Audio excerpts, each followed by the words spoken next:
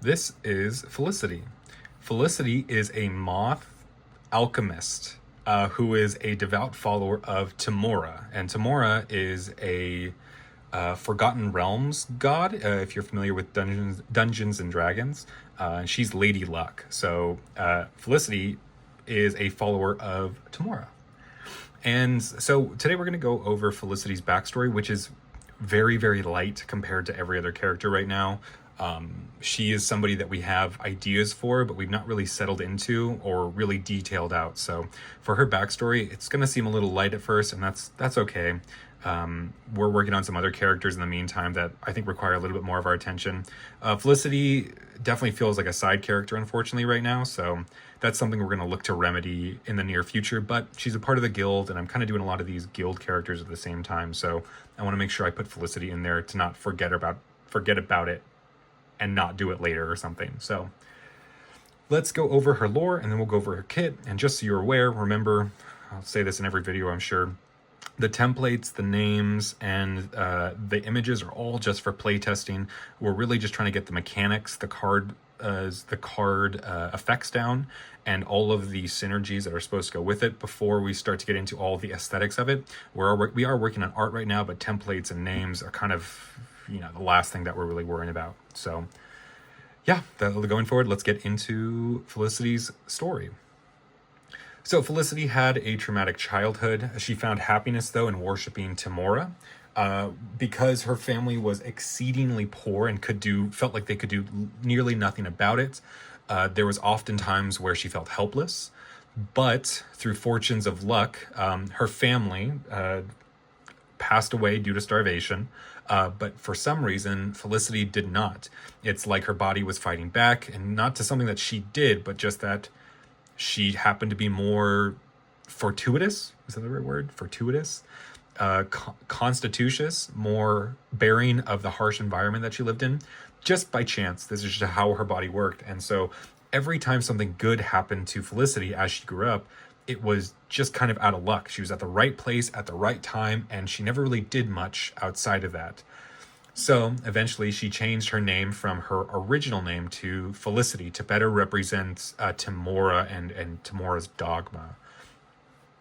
However, over her course of trying to live out this lucky life, like most gamblers, she took too many risks, and the only lucky thing that happened to her in a long stretch of time over years was that she happened upon the guild, who she felt very much at home with. The guild also follows Tamora because she is the goddess of luck. She is Lady Luck. So everything the guild does right now is in representation to Tamora. They have an immense amount of wealth and treasure. They often speak in ways where they have different sayings for good luck. And through this, she found a home with these people. And her niche, she happened to be very good at randomly mixing things together, and you get potions out of it. Like ingredients or different components she put together just happened to turn out to be, this turns out to be a potion of luck or something. Like that's the idea of Felicity, is that she can create these potions kind of haphazardly. So her room is always filled with tons of gold coins. It brings her ease and contentment, well, not only because she never had these things when she grew up, but rather because they were some sort of symbol of Tamora, showing her faith in Felicity, or her approval of where she is in her life, that she has all these things. So she was happy to supply the guild with all sorts of what she called them gifts from Tamora, these liquid lucks or potions of strength or whatever, what have you. So she would always work her hardest to appease the guild, who in turn appeased Tamora as well. So that is Felicity's story. As you can see, it's a little light. It's got no real character connections yet, so that is definitely something that we're going to keep track of. But from that, we can kind of get her cards.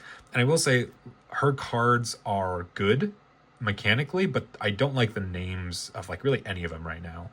So going forward, if you have some ideas, please let me know. So let's start with her. Yeah, some of her art is insane. We'll get into that. So Felicity is the calm hero of the guild archetype.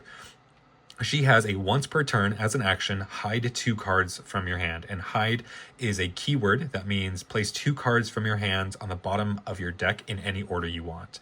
It's also used more generically to just say place cards on the bottom of your deck from some specific place. So that's what the guild does. That's their niche, that's their archetype, that's their gimmick that they have, because they're always setting up different things. They're always doing underground kind of skeevy work, and they are the only ones in the game right now that deal with the bottom of your deck in a way like this. So this is their thing.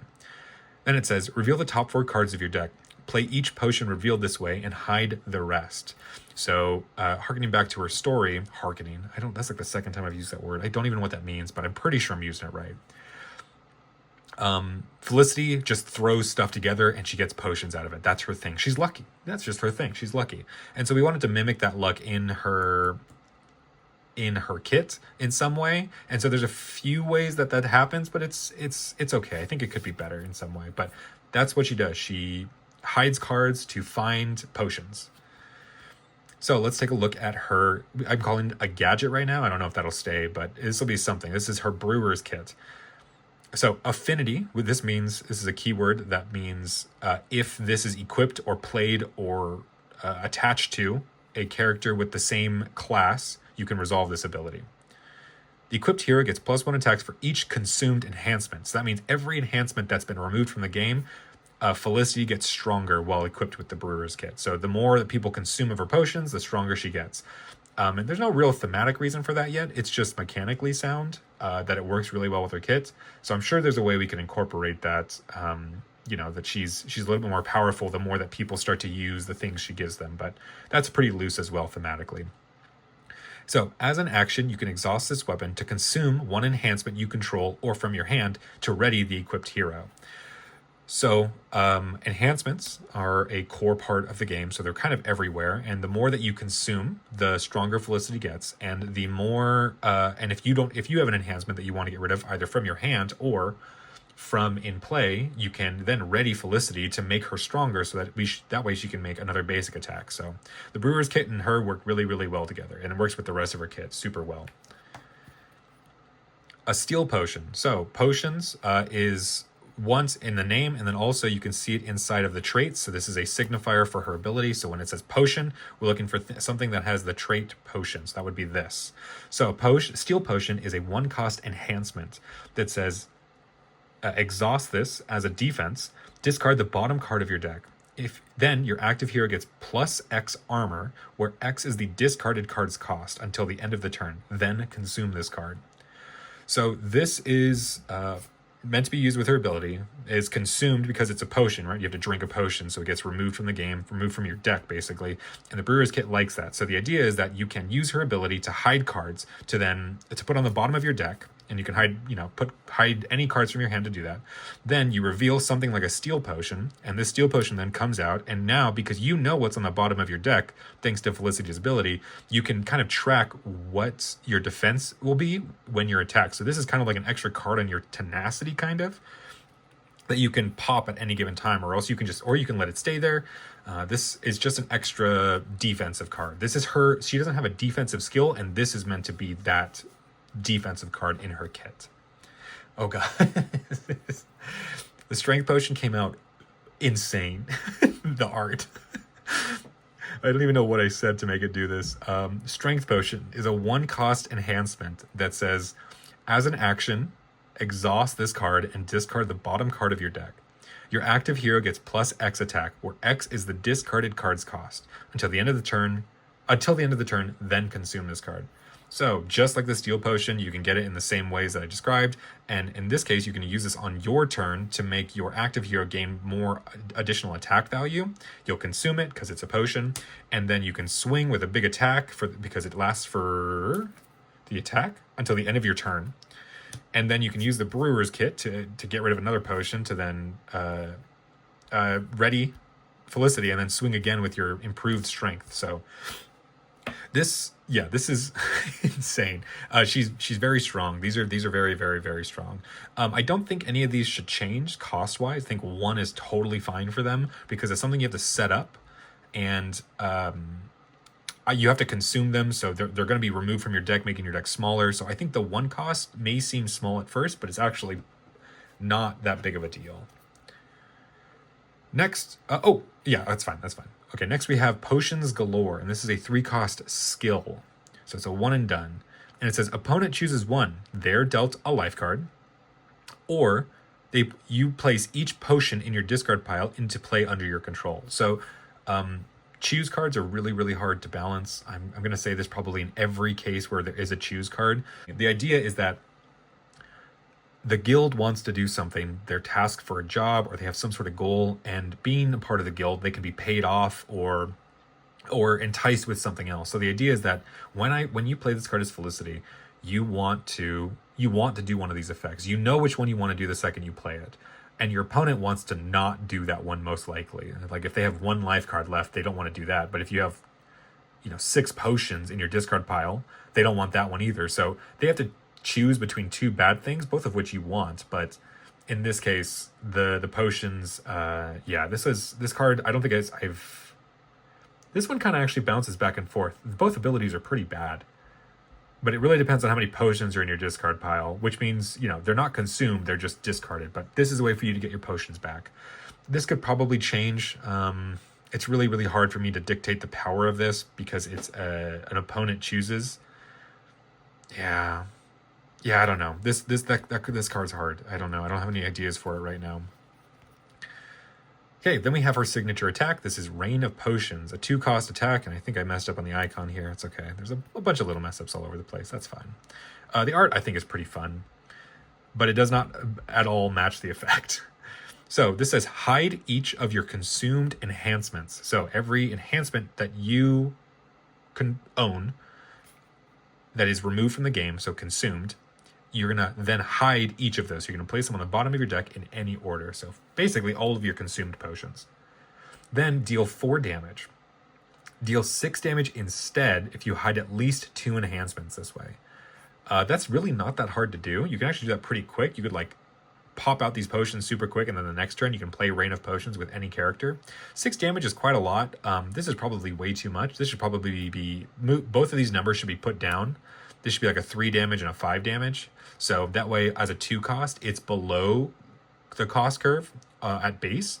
But then if you pop its, hide at least 2 enhancements ability here, then it becomes a 5 damage 2 cost attack, and that's above the curve because 2 cost attacks are meant to be 4 damage. So I think that the numbers should be reduced here, but overall it does what you want. It gets your potions back too, so you can set up basically one of your final hands and really, really pop off.